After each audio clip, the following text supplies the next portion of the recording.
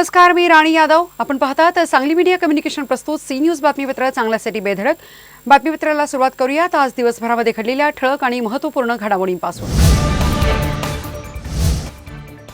जिल्ह्यातील पंचायत समित्यावर महाविकास आघाडीचा झेंडा. 10 पैकी 6 ठिकाणी महाविकास आघाडीचे सभापती.